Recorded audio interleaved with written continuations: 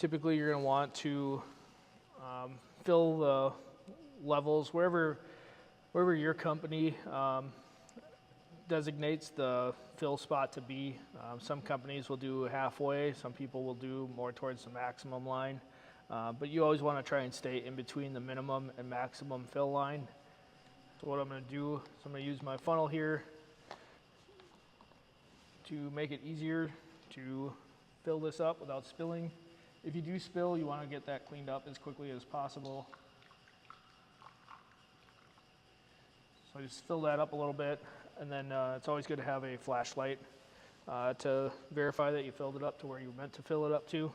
And then you could move to the next cell, or if this was your last cell that you needed to fill, you could just take the funnel out